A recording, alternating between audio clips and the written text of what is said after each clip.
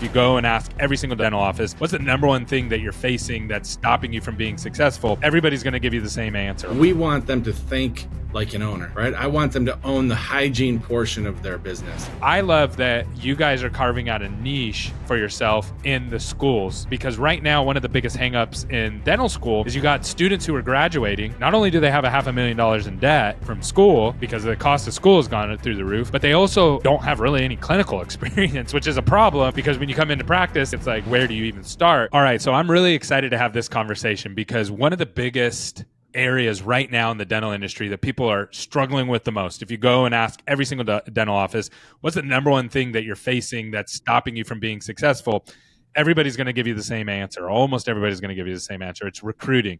And Murph, I have you here today, and you are not only in the recruitment game, but you've been in it for a long time, and you do it for an organization that has over 1,000 offices, and you only do de novo. So that means you're not acquiring talent through buying offices. You're building offices, and then to build them, you have to make sure that they're being filled. So that's a lot of pressure on you. And I would love for you to share with the audience what you're doing around recruiting that's allowing you guys to continue to grow and continue to attract the right kind of team members so you can grow the way that you guys want. Yeah, there's a lot of pressure for sure, Gary. Make no mistake about it. I think any organization, what we focus on is truly understanding who we are, why we do what we do, and looking for people whose values are aligned to ours. That at the core is what's most important. Once we have that well understood and we understand the value that we offer to prospective employees, in particular doctors, hygienists, licensed providers, it's a matter of articulating that value proposition. It's a matter of keeping the brand top of mind.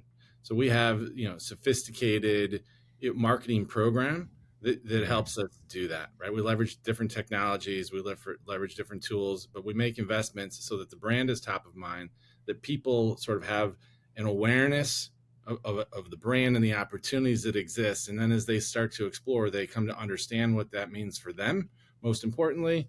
And then we move them to a point of what I'll call conversion, where they pick up the phone and they call, they take action online, fill out some form, make contact with somebody on my team so that they can learn what we're all about and what opportunities exist for them. You want to hear something crazy? Dental marketing agencies are dead. You got that right. They're dead.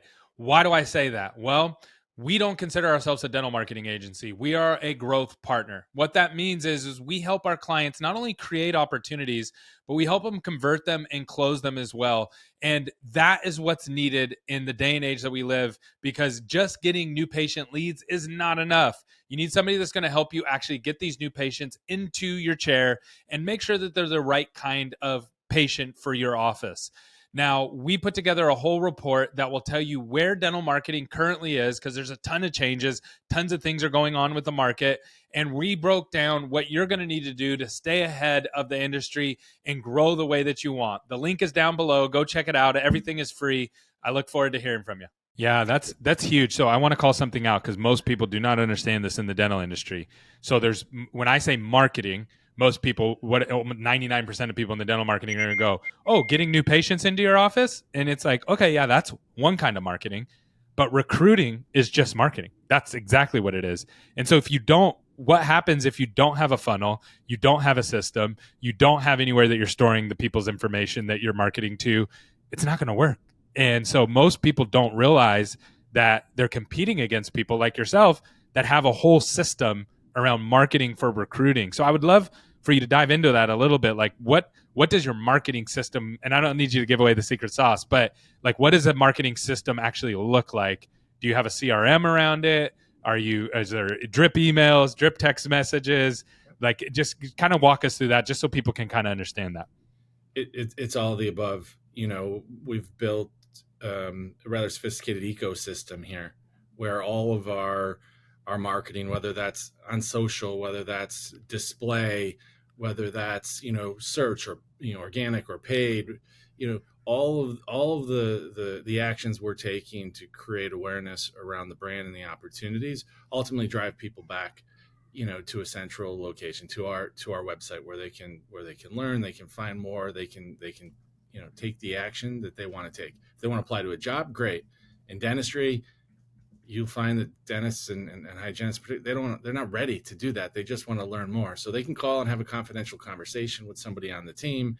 They can do things very discreetly, particularly in this space. I find that to be important. But it's this entire ecosystem working together, ultimately moving people through the funnel. You use the word, we review the funnel, and I try to understand as best as possible what compels people to take action and kind of come into the funnel. And at every stage, right through the interview, the offer process, even starting and onboarding, what are the things that are important to them, and how do we continue to refine that process, and create and help them understand the environment that they're coming to work in, and how they can be successful in that environment. So the entire ecosystem working together. And yes, everything's sort of, the tech stack is Yeah. built and linked together to create a candidate experience that really addresses all their questions and helps them understand what to expect at So, every so, step. and just so people understand, like a lot of people in the dental industry don't understand this side of marketing, just because for a long time dental hasn't needed it. But there's a system that you can always, it basically works while you're sleeping. So it's sending emails, it's sending text messages, and it's doing it based on their interaction. So if they visit the website, it texts them. If they open the white paper, they emails them. And so you can build out these kinds of systems around recruiting, and you need a team to do it. This is not simple, but you can. Again, I want the people who are listening to this to understand this is what we're competing against in the market. There's other people, and you're not the only people doing it. Lots of people are doing this, so there's a lot that goes into it. Now, one thing that I would love for you to kind of break down is, do you dive into what makes you guys unique compared to working with other people in the dental industry? Do you have like a unique seller proposition that you use, or how do you think through that for Aspen? Yeah, so absolutely. Like, you're selling, Gary, and so you have to differentiate yourself. And so, how we do that is important. Yes, we have sort of a messaging framework, overarching, that applies broadly. But then, as we learn more about you and what's important to you and the role that you're going to fit into, we're trying to personalize all of those communications, providing you with the information that helps you move to make the right choice for yourself. And so What would you say? What's your guys' unique proposition? Like, what makes you guys different that recruits want to work with you guys? I think the value proposition varies based on role type and based on what you're looking for. For Ah, dentists in particular, it's turnkey, right? And mm, so if you're interested in ownership, I've got a practice ownership program. Ultimately, I'd love to get you to own one office, to own multiple offices, and to be able to do that, with this infrastructure that exists, the scale that we've proven successful over mm, the last 25 years. Like, you can take advantage of that. So, mhm. our ownership program for dentists is very unique. And then The way what would be your, and I think that's amazing. And I think doctors love that.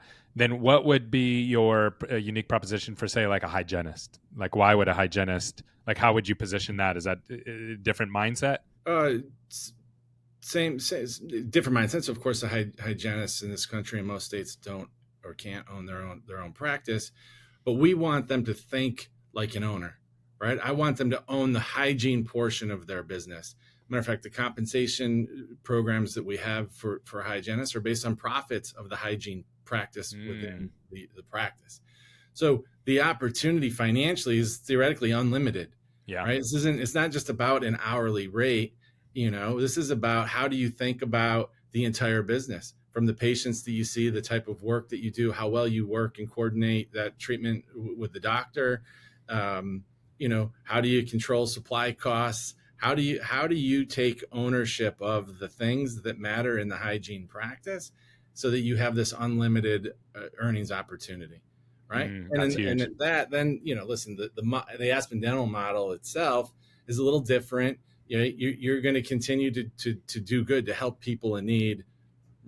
Roughly 65% of our offices are in federally designated health professional shortage areas.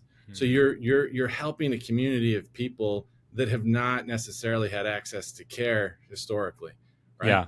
The Yeah, brand, because that's kind of Aspen's model, right? Is that you go to the areas that don't have as, not always, but sometimes, that don't have as many dentists there. right, which makes recruiting that much more challenging because they don't exist. So it's a distribution problem, right? Supply is limited. Yeah. It's one thing when you talk about providers, getting them where they're needed most is another thing. That's probably the primary challenge. Once you get them there, there's pent up demand. There's not a ton of competition. Theoretically, overhead costs are Are lower, rent, lower. Mm. utilities, and they can run a successful business and they can reap the benefits of that, right? Empowering sort of success in their own career while doing good in their community and Yeah. So it's kind helping of people. flipping the model on its head, because it's like, yeah, everybody wants to move to, Miami or, Yeah. Los Angeles. And there's all these great markets, but you're also competing against everybody and their mom there too, right? Like there's tons of dentists, there's tons of Right. locations. I mean, the marketing is crazy in those markets. And so you're saying, hey, we can go to this market over here. There's not a lot of competition. Our overhead's lower. You're going to be successful right out of the box. And you're going to have patients right away because there's a huge demand and not a lot of supply. And so the success rate's going to be higher, and that allows you to keep growing. And again, recruiting is really at the core of all of that. It only works if you can get the dentist to move there. That's right. So I love that you're at the center of that. What? So one of the things that, and I'm sure you've seen this out online, it's like, okay, so you got like single practices, practitioners, you got the big DSO, which you fall into that category, right? The big DSO. And then you kind of got this new group that's kind of in the middle, that they're like, yeah, we're not a DSO technically, you know what I mean? They probably are, but they don't call themselves that. We're more of a group. We're that 5 to 10 location, and we're kind of in between there. And you have these three worlds now that kind of exist in the dental space, and the smaller practices a lot of times, or the single location practices, I should say, a lot of times they don't want to have anything to do with the DSOs, right? They're kind of, some of them are like even anti DSO, and my thought on this, just so you know where I stand, there's good DSOs and there's bad DSOs. There's good single practitioners and there's bad single, right? Like it's just like anything else. But I love that you guys are carving out a niche for yourself in the schools, because right now one of the biggest hangups in dental school is you got students who are graduating. Not only do they have $500,000 in debt from school because the cost of school has gone through the roof, but they also don't have really any clinical experience, which is a problem, because when you come into practice, like it's like, where do you even start? And so you've been working with one of my friends, Dr. Bill, from UCLA. He's also done this through Michigan and a couple other schools as well, where you're taking students when they're still in dental college and giving them the opportunity to work under clinicians in some of these markets. Could you walk through how you're using that, both from a recruiting standpoint, but also from just an opportunity to really get back to some of these students? Yeah, yeah. I met Dr. Bill Piskorowski about 4 years ago, and it's a community-based clinical education program. And so about 4 years ago, we put agreements in place with UCLA and the University of Michigan, which was troublesome to begin with, like working with universities and their legal team to kind of get agreements that protect everybody in place. Then what we did is we put some of the owner doctors in the Aspen network on faculty. So Mm. they went through the typical process to apply to become faculty members at those schools. And then the Commission on Dental Accreditation, CODA, inspects the facility. So the doctor and their facility actually become an extension of that particular dental school. And now we can rotate students through those offices, right, during their fourth year of dental school for anywhere from, say, 2 to 8 weeks, usually, and Mm-hmm. they can fulfill their clinical requirements. So it solves problems from a couple of angles, in my view. The dental schools, their number one challenge, recruiting. They Yeah. don't have faculty. So recruiting faculty is difficult, right? So this solves for that. Brick and mortar and supplies again cost money. The universities, depending on the type of university they are, struggle sometimes to do that. This helps in that regard. It's also a recruiting play, right? Given where our offices are and where those owner doctors are, the students are rotating into markets they never would have thought Yeah. of going to work once they graduated. So this exposes them to what life is like in Yep. those markets. And then, of course, or the owner doctors have had the opportunity to evaluate them, how they interact with the team, their leadership capabilities, yes, their clinical skills, right? And so as they're exiting dental school and thinking about where to go work, again, we're top of mind. There's a relationship that exists, and if you can distribute that talent to those markets, it's a win-win for everyone. Yeah, and it's also giving the dental students the necessary reps that they need to actually graduate and have some clinical skills under their belt, rather than just graduating and not having that. I mean, that's pretty important. You can ask the students that have rotated through the program, and they'll tell you just the sheer volume and the experience that they've had has helped them be better prepared to enter the real world than they've had anywhere else or in any other setting. And it gives them a taste of what life is like and what to expect. It helps them think about all of the things that they're really probably not prepared for. Yeah. Uh, And see, and I think this is huge because again, when people start to think about just the dental ecosystem that we have now, and again, some single locations say, well, we don't like DSOs, and some, you have almost this natural tension that kind of boils up. There's these problems that have to be solved, and only certain people like yourself can come in and help solve them. But then I'm just thinking through this from the student's perspective, as you're dealing with a student, and I've talked to some of the students that you've worked with and rotated in and heard their stories and the reps that they're getting and how it's helping them clinically and just giving them exposure. I think that's huge in helping make a decision. But they are being pulled in a lot of directions. It's like, do I want to go work for a doctor with one location? I have to take the same vacation as that doctor. Some people may like that, some may not. Do I work for multiple doctors like that, single location where I do one day here, one day there, one day here? Do I work for a smaller group, or do I work for the big DSO? And they're hearing all these voices, and they're hearing the positives and the negatives of all sides. And there are positive and negatives on both sides. How do you help them navigate that conversation? Because I'm sure you get your fair share of like negative backlash of like the evil DSOs, you know what I mean? And those kind of things. So how do you kind of work through that and have that conversation in a practical way to actually help people? I think it's about understanding the individual and what's motivating them and sort of what they hope to accomplish, and matching them to the right opportunity, right? Aspen Dental is just the brand, the trade name, but there's over 300 dentists that own their own private practice in the network. No different really from a private practice. They've just got the infrastructure and the support from an organization like Aspen. They've got data and comparatives to other people who are running similar businesses, so they understand how they're doing and what potential exists in their practice, right? You've got this network of peers that that you can talk to and interact with all day every day, share cases, get guidance, mentorship, right? All of these things are just sort of baked into the model.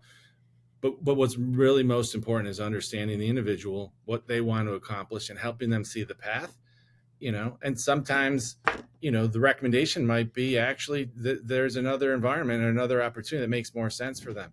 Like I want them to be successful long term. I want Yeah. to put them in the right place. And so if this isn't it, Yeah, we you don't call want it a doctor to come in and then be no, mad at you in 3 months, right? That you promised no. them the stars and the moon, and then they're like, "This isn't what I thought it was." You've got to open your eyes. You've got to truly understand the realities, and what you see from practice to practice, from environment to environment. You'd be surprised; they're not totally different.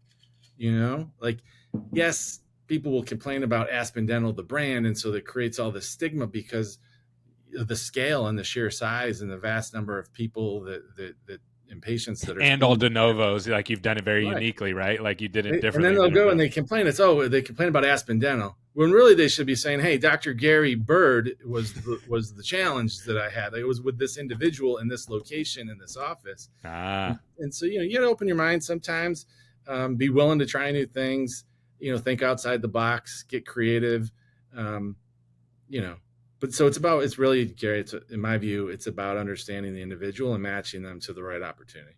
The right opportunity. And yeah, that's the thing I think that most people miss on dental a lot of times is that no matter what, it's not a SaaS business, right? It's not a software as a service business. It's not even a car business. A lot of times people think of like Tesla and or these kind of it's a local business, locally done by local people on local people, and it's always going to be that way. There's no way around that. That's the way it has to be built. So yes, there might be a big DSO up above it that's centralized, but at the end of the day, it's localized in the service that it provides. Right. And I don't know, you can look at the Health Policy Institute and their research around time spent. And private practitioners spend a lot of time running their business, trying to figure out how to put patients through the door, marketing, IT HR. infrastructure, payroll, insurance, billing, collections, all of this stuff. We've just got subject matter experts that do that for you and help you free up that time so you can see patients. And in this business, that's when you produce revenue, and that's when you grow your Yep. practice. See more patients because you're not doing HR, you're not doing the billing, you're not doing those things. There's a process there to help you walk through that. I love It's a that. model of efficiency. And when you're in markets where there's pent up demand and people are raising their hand saying, "Hey, I need help," Ah, you're creating a model of efficiency, but to do what's important and what's needed in that community to help patients who ultimately need care. That I can be love that. misperceived, right? Yep. But Yep. but at the end of the day, that's really what it's about. And you're creating conveniences for the consumer, for that patient, based on what their needs are. The same way we're focused in on the doctors and the team members and what their needs are, it allows them to deliver a better experience and a better service. We think, and have proven, I think, that works. That's awesome. What did I not ask you that I should have asked you, or what topic should we have talked about that we didn't that you think would be useful for people to understand out there? I don't know, Gary. It just depends. There's a lot of things we could dive into. I think at a high level, um, I think what you're seeing right now is sort of just in the broader economy and in the labor market. Like, it's not just dentistry, right? And dentists, us here at Aspen, you're competing in a labor market where there's more open jobs than there's been in history. The last 12 to 18 months, I think last month there's 10.2 million open jobs. Like, if you just look back, there's not been that many open jobs. And post COVID, there's a labor force participation rate. There's fewer people working, and we know those people are working less, right? So this gap has intensified competition, and Yep. that's what everybody's facing right now in the dental space in particular. Yes, we've seen dental assistants, hygienists exit the workforce, change careers because of COVID and things of that nature, and it can be a stressful environment. But it's that gap that's intensified competition, um, and that right now is at the pain point in this business. I And think. it's going to be. I think that it's going to continue to be this way for the next. It has to be for the next 5-6 years until more doctors are coming out of school, more hygienists are coming out of school. That hasn't ratcheted up yet, right? And I don't know that you see enough increase in the supply to keep up with the baby boomers that eventually exit the Yes. workforce and or reducing their hours. Like, just the world's a little bit different in this Yeah. sort of, um, So you got to figure this out. Like, long story short, it's not like, oh, well, let's wait this out and see if the economy changes. There's nothing that's going to change the economics of recruiting. You just have to get better at it if you want to win. you have to get better at it. You have to know who you are, what you're doing, what you're offering, and what that means to the people you're trying to reach. When you can do that, and you can come with a strong offer, you can win. That's And you have to awesome. follow through. You have to follow through on what you promise to deliver. The environment, the type of work, right? The true opportunity has to become reality. When you do that, people stay. Like, you retain people again, and we didn't talk about, but in our model, there's this career path for doctors in particular, right? From associate to lead dentist to owner, and then, oh, listen, even beyond what you do with your own two hands at the chair, I can put you on faculty at a school. You can give back, right? You can think differently about how to leverage and monetize your dental license, um, versus working in a tiny little space all day long.